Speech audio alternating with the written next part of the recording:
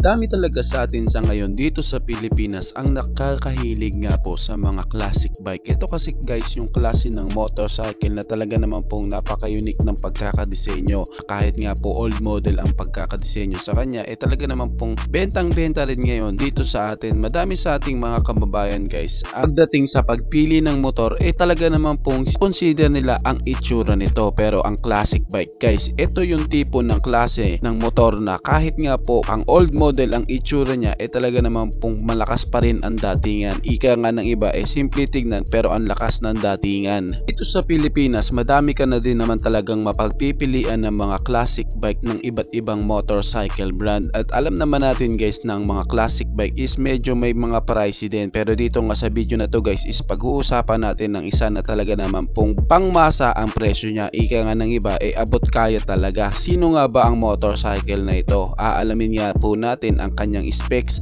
features at kung gaano nga ba kasulit ang kanyang presyo. Kaya samahan nyo ako guys na pag-usapan ang motorcycle na ito. Pero bago yan, baka pwede naman na pa-subscribe ng aking YouTube channel. I-click mo na din ang notification bell para maging updated kayo sa mga susunod na i-upload ko. Guys, baka pwede naman na pa-like and follow ng aking Facebook page. Nasa description po ang link. Kaya make sure guys na tapusin nyo ang video na ito para malaman nyo ang information may kinalaman sa motorcycle na ito.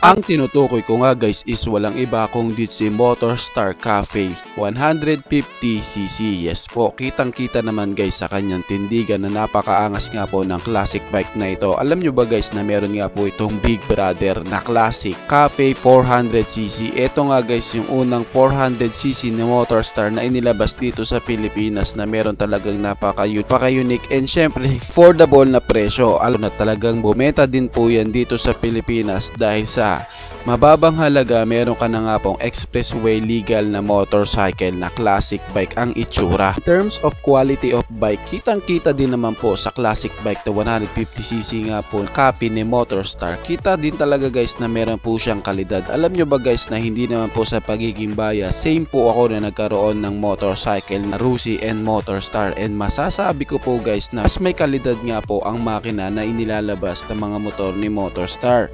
Hindi po yun sa pagiging bias guys Kung balak mo at naghahanap ka ng motor na racer ang itsura tapos abot kaya ang presyo, recommend ko po talaga ang motorcycle na ito. Kasi alam naman natin guys na ang mga cafe motorcycle category is meron talagang simpleng design pero ang lakas talaga ng datingan na pagdating nga po sa power output hindi din naman ganun kalakasan dahil alam natin na ang mga motor na ito is nakadesenyo para nga po sa mga chill ride and gentleman rider. Dito nga sa Pilipinas guys is available na ang motorcycle na ito, pero dito nga po sa atin hindi nga po gaanong tugtunugan ang motor na ito, yung tipong hindi nga po halos na pag-usapan dahil sa ito nga po kung titignan hindi po talaga siya pasok para sa mga panglasang Pinoy na category. Alam naman natin guys na dito sa Pilipinas is talaga naman pong bentang-benta yung mga category ng motor ng mga scooter category, underboat category, backbone category. Yan yung mga motorcycle guys na talaga naman pong napag-uusapan. Pero pagdating nga po sa classic bike category, bibihira lamang po sa ating mga kababayan ang nagkakagusto dito. Pero guys, alam naman natin guys na ang classic bike is isa sa talaga naman pong unique and pogi talaga na motorcycle. Dahil dyan guys, alam naman natin na ang motor na to is available na dito sa Pilipinas. Ngayon nga po is pag-usapan nga po natin at kung ano-ano nga ba ang dapat nating abangan sa kanya. Pag-usapan nga po natin na kanyang specs, features at kung gaano nga ba kasulit ang kanyang presyo. Ang Motorstar Cafe 150cc nga guys is meron nga pong 149 cubic centimeter engine displacement, naka 4-stroke, single cylinder,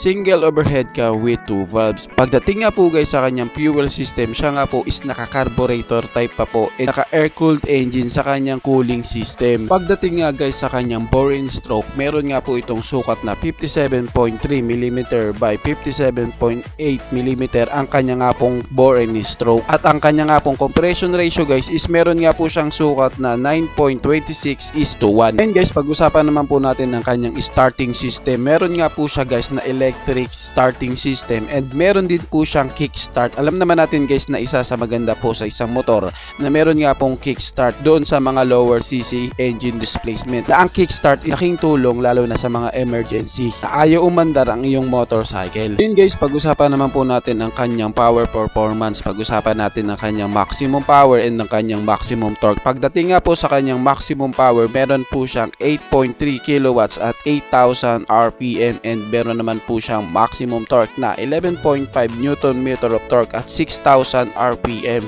Para nga guys sa power output na yan, sakto lang para sa isang 150cc na classic bike ang kategory ng motor. Yung tipong hindi ka naman mabibitin sa kanyang maximum power at ang kanyang maximum torque na talagang hindi ka din mabibigla. Sapat lang para sa isang 150cc na classic bike. Ngayon guys, pag-usapan naman natin ang kanyang clutch. Siya nga po guys is ginagamitan ng automatic with multi-plate clutch at siya nga po meron pong smooth na kanyang transmission na talagang pinagmamalaki ng Motorstar dahil ginagamitan nga po ang kanyang transmission ng constant miss 2-stage transmission 5-speed gearbox na talagang ang bawat shift nga po ng gear nito is smooth. Ngayon guys, pag-usapan pa po natin ang kanyang iba pong mga specs. Pagdating nga po sa kanyang mga ilaw, naka-halogen nga po ang kanyang headlight na meron nga pong napakaangas ng pagkakadesenyo na napakalakas nga po maka-retro design. Meron din po siyang unique na pagkakadesenyo sa kanyang nga pong panel gauge na talagang classic ang datingan. Meron nga po siyang tatlong analog speedometer na talagang kung titignan 90s looking talaga ang motorcycle na ito. Samahan mo pa po sa kanya nga pong slim na tangke pero maangas na pagkakadesenyo ng upuan.